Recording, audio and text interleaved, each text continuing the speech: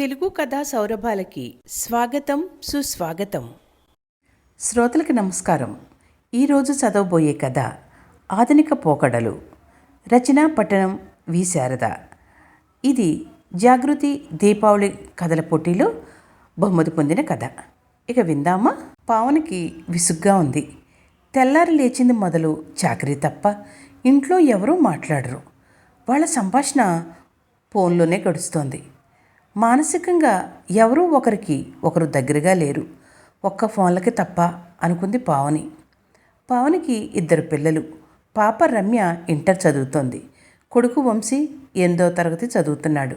భర్త Raghu software engineer.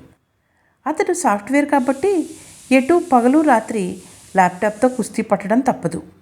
Pavani ఈ మధ్య గమనిస్తోంది, పిల్లలకి చదువు మీద ధ్యాస తగ్గింది.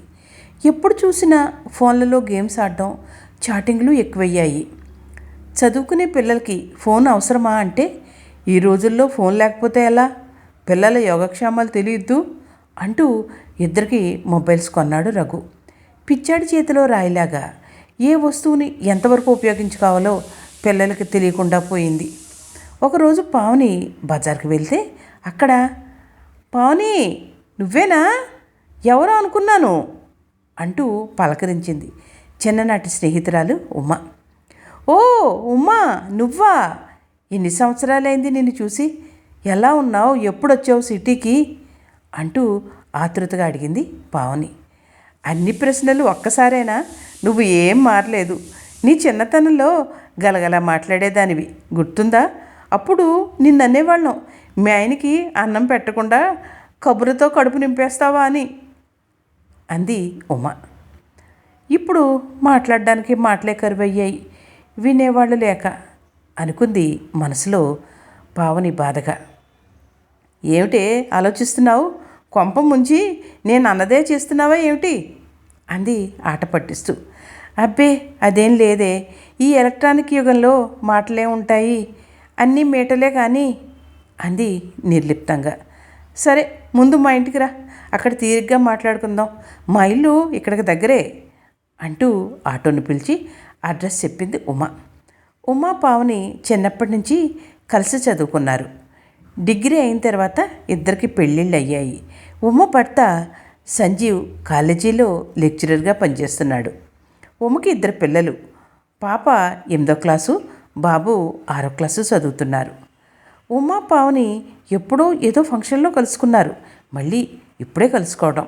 ఉమ గలగల మాట్లాడేస్తుంటే పావని మౌనంగా వింటోంది. అది గమనించిన ఉమ, పావని ఏమిటి ఆ ప్రధ్యానం, ఇదివరకు మమ్మల్ని మాట్లాడనిచ్చేదానివా, ఏమైంది, ఎందుకు ఇలా అయిపోయావు, ఏమైనా సమస్యలున్నాయా అంది ఆతృతగా. అబ్బే అదేం లేదే, నువ్వు చెప్తుంటే వింటున్నాను అంది నవ్వు తెచ్చిపెట్టుకుంటూ.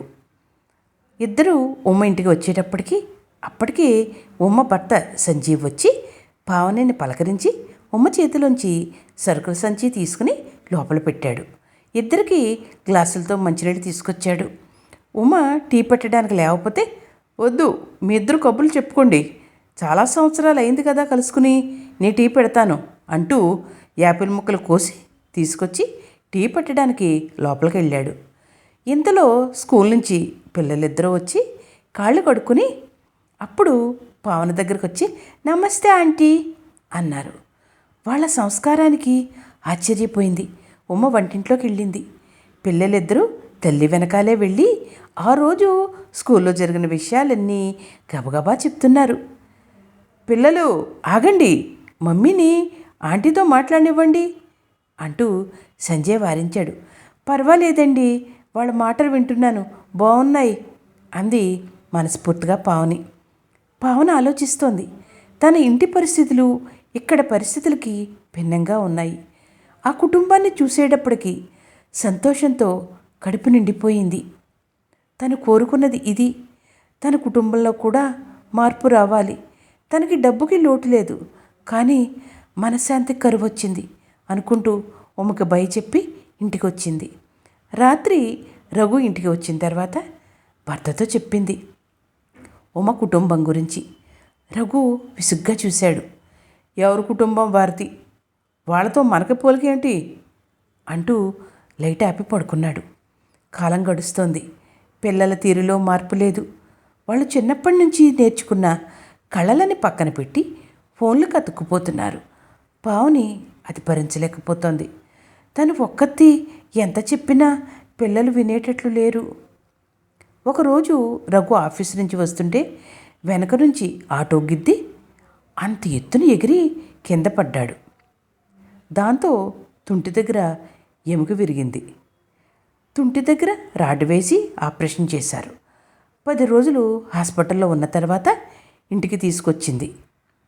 వచ్చిపోయే చుట్టాలతో పావనికి పని ఎక్కువైంది. రఘుకి ఒళ్ళు తొడవడం, కాలకృత్యాలు తీర్పించడం అన్నీ తనే చేస్తోంది. ఇంటి పని, రఘు పనితో అస్సలు విశ్రాంతి లేకుండా పోయింది. ఒకరోజు పావని, రమ్య రైస్ కుక్కర్లో బియ్యం పెట్టు అంది. చెవిలో ఇయర్ ఫోన్స్ పెట్టుకున్న రమ్య ఆ మాటలు వినిపించుకోలేదు. మధ్యాహ్నం రఘుకి అన్నం పెడదామని కుక్కర్ తీసిన పావని ఉలిక్కిపడింది. రమ్య, కుక్కర్ పెట్టమన్నాను కదా, ఎందుకు పెట్టలేదు? మధ్యాహ్నం అయిపోయింది, ఇప్పుడు డాడీకి భోజనం ఎలాగే? ఏం చేస్తున్నావు? నా మాట నీకు వినిపించడం లేదా అంది ఖాళీ కుక్కర్ని చూసి. ఏంటమ్మా, నేను వినలేదు. నువ్వేం చేయమన్నావు? అయినా నాకు చెప్పే బదులు నువ్వే చేసుకోవచ్చు కదా అంది గదిలోంచి బయటకు రాకుండానే. పావని వెంటనే కుక్కర్లో బియ్యం పెట్టి రఘుకి ఆకలి వేస్తుంటే బ్రెడ్ కాల్చి పెట్టింది. భోజనాలు అయిన తర్వాత పావని వంటిల్లు సర్దుతుంటే రఘు పిలిచాడు. ఎందుకు పిలిచారు? ఎందుకంటే మన రమ్య ప్రవర్తన ఏం బాగోలేదు. పావని, మధ్యాహ్నం భోజనం సంగతి చూశాను. నువ్వు ఒక్కదానివి ఎంతకని కష్టపడతావు? ఇంటర్ చదివే పిల్ల, ఆ మాత్రం తల్లికి సహాయం చేయకపోతే ఎలా? పిల్లాడని చూస్తే వాడు అలాగే తయారయ్యాడు. మొన్నటికి మొన్న నువ్వు మార్కెట్కి వెళ్ళినప్పుడు మా ఫ్రెండ్ వస్తే వాడిని పట్టించుకోకుండా ఫోన్లో గేమ్స్ ఆడుతూ కూర్చున్నాడు. నేను చెప్తేనే కానీ వాడికి మంచినీళ్ళు కూడా ఇవ్వలేదు. నాకు తల కుట్టేసినంత పని అయింది. పిల్లలిద్దరూ ఇలా తయారైతే ముందు ముందు ఎలాగా? నాకు చాలా ఆందోళనగా ఉంది అన్నాడు బాధగా. ఏ, ఇప్పుడు మీకు తెలిసిందా? దీని అంతటికి కారణం మీరే. వాళ్ళకి చిన్నప్పటి నుంచి మొబైల్స్ వద్దంటే ఇచ్చారు, సేఫ్టీ స్టేటస్ అంటూ. ఇప్పుడు అనుకుని ఏం లాభం?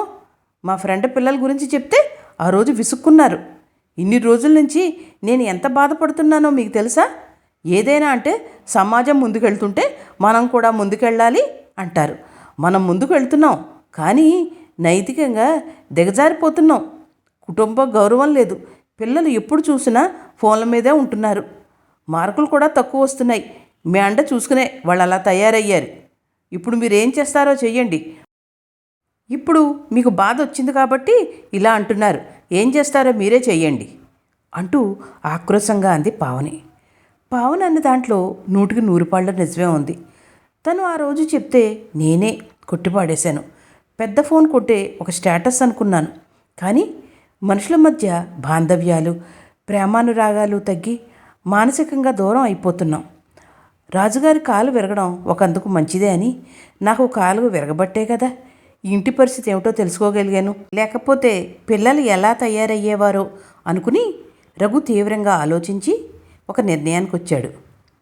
రాత్రి పిల్లలిద్దరినీ పిలిచి, రమ్య, నీ సంగీతం ఎంతవరకు వచ్చింది?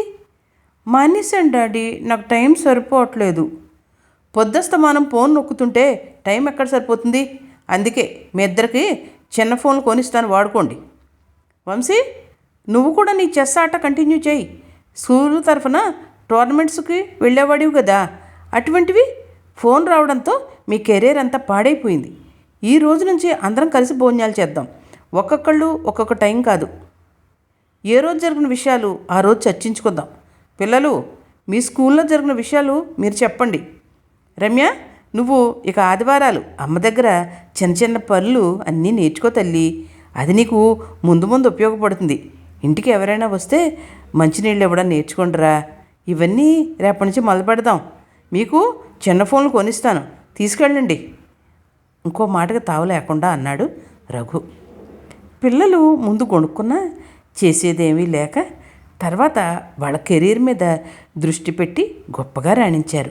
వంశీ రాష్ట్ర చదరంగం 14 సంవత్సరాల విభాగంలో ఫస్ట్ వచ్చాడు. రమ్య చిన్న చిన్న కచేరీలు చేస్తోంది. రమ్యని అందరూ పొగుడుతుంటే ఎంతో సంతోషంగా ఉంది. రమ్య అనుకుంది, ఫోన్ వద్దన్నప్పుడు కోపం వచ్చింది, కానీ అది ఉంటే నా కెరీర్ నాశనం అయిపోయింది. ఇప్పుడు నన్ను నలుగురు మెచ్చుకుంటుంటే ఎంతో బాగుంది. కాలేజీలో కూడా నన్ను ప్రత్యేకంగా గుర్తిస్తున్నారు అనుకుంది సంతోషంగా. పావని కోరుకున్నది ఇదే. కుటుంబ బంధం ఎంత బలంగా ఉంటే దాని ప్రభావం అంతా సమాజం మీద చూపిస్తుంది. ఒక ఆరోగ్యకరమైన సమాజానికి ఒక మంచి కుటుంబం పునాది అవుతుంది. ఈ కథ మీకు నచ్చినట్లయితే like, share, subscribe to our channel Telugu కథా సౌరభాలు.